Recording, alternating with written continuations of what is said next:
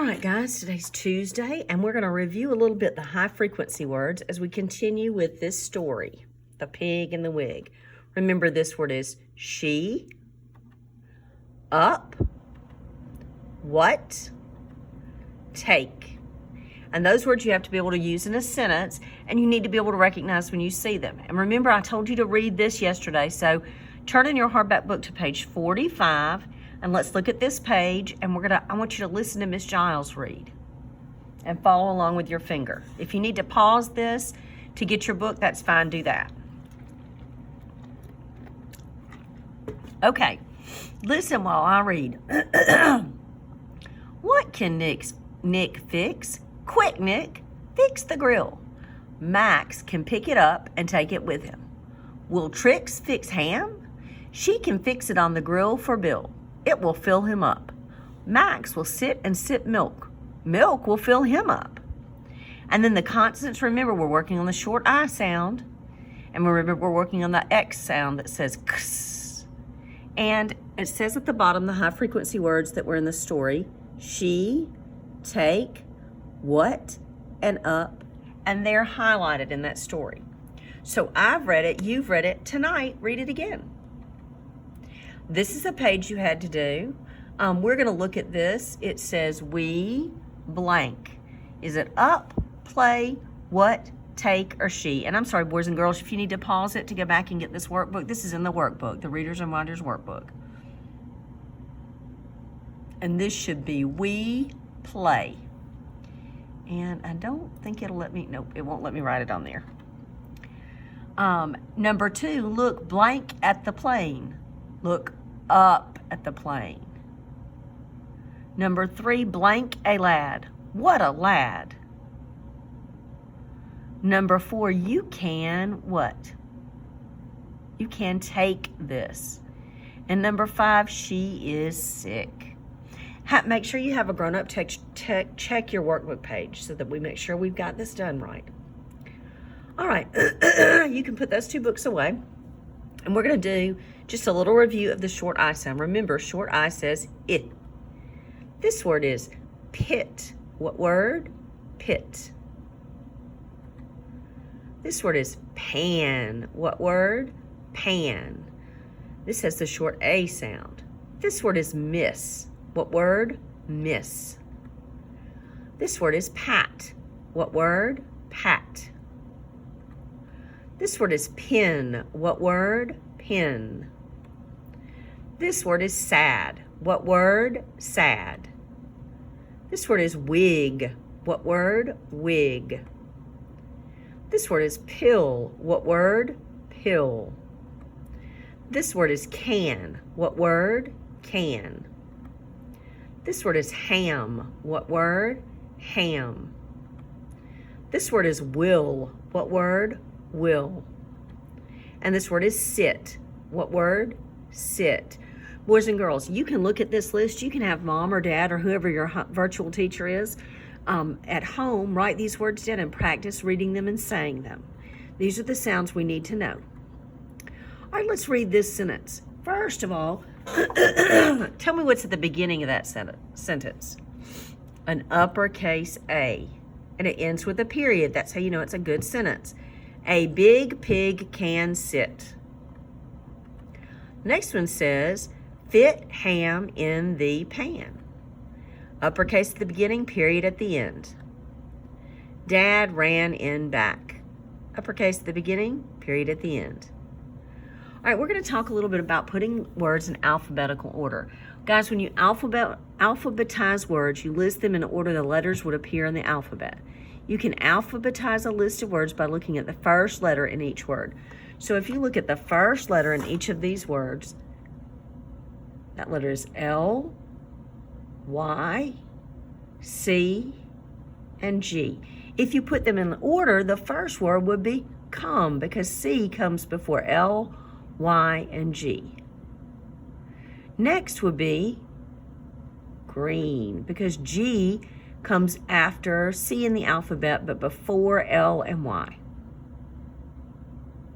Next would be look because L would come next in the alphabet. And last would be yellow. Good. Have somebody in your family write you a few words like this for you to practice alphabetizing. And remember, you go by the first letter. All right, we're going to talk about summarizing. Guys, when you read a story, if you are reading, you're always going to be reading for a purpose. You're going to be reading for a reason. So you're trying to figure out what you think happened. And so the best way to do that is to give a little summary of the story. Setting a purpose helps us to think and understand more as we read. And when you want to understand or remember what you've read, you think about the most important parts. Then I think about how you tell what happened in a short way. You don't want to tell the whole story. You just want to give the highlights. Look at this picture, and what do you think is happening? What do you think this picture is mainly about? Uh-oh, looks like trouble to me.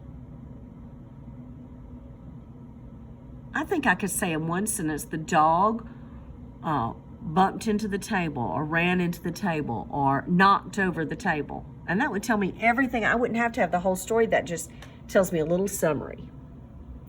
All right, this is your fix-it sentence. So get out a piece of paper and let's see if we can fix this sentence. Pause it if you need to get your paper.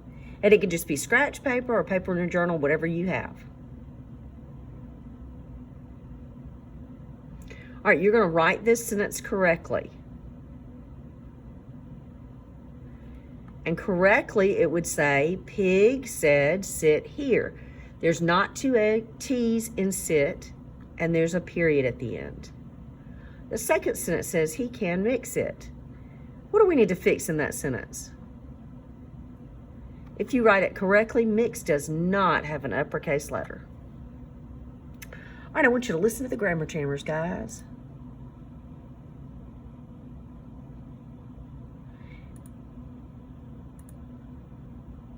All right, this is always fun.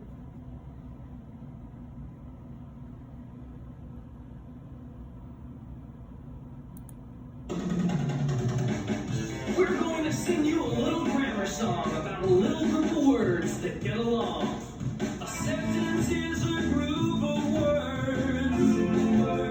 Group of words. As a group of words tells a complete idea. A sentence always starts with a capital letter, an uppercase letter, and it comes to an end with a punctuation mark.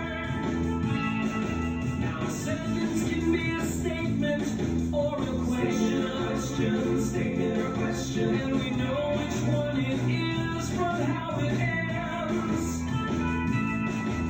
A period signals the end of a statement, end of a statement, and a question always ends with a question mark. How are the waves? How are the waves? The waves are cool, they totally rule. We're going to sing you a little grammar song about a little group of words that get along.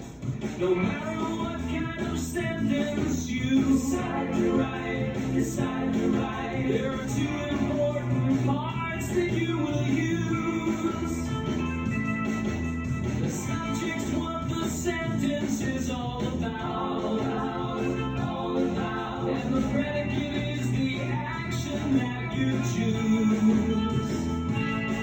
An example of a subject is Adam and Kim. It tells us who or what the sentence is about. Now the predicate of this sentence is play the beach. It's the action that the subject's acting out. Adam and Kim play at the beach. Adam and Kim play at the beach. So you see, a sentence is a very special group of words indeed. It makes it fun for us to read. All right, guys, that was a good grammar jammer. This is a sentence. The cat takes a nap. What's the naming part of that sentence? What's the sentence about? The cat. The pig sits in back. What's the naming part of this sentence? The pig. Good. Complete the following sentence frames. My blank went to the store. The blank played catch. blank learned some tricks. And these guys, you can fill in. You don't have to write them out. You can fill in with any word. My mom went to the store. My dad went to the store. My dog went to the store. The dog played catch. The kid played catch. My dog learned some tricks. My dog learned some tricks. Good job. All right, in the workbook, you're going to do this page. It's page 143, and it's identifying the naming part. And again, you're going to do this and have your at-home teacher check it. All right, let's talk about some handwriting. This is the I and the X, and I want us to practice. We're going to eventually start working in that yellow handwriting book, but I for sure want us to practice writing the I and the X. When I write, I pay attention to the spaces between words. See how there's spaces between these words? If you scramble them all up together, it makes it like one big word. This says the fox can fix it. All right, let's wrap up our day. We talked about the sound, the X sound, x, like fox, mix, max. We talked about some high frequency words like what, up, take, she. And tomorrow we're going to read Pig in a Wig. Bye.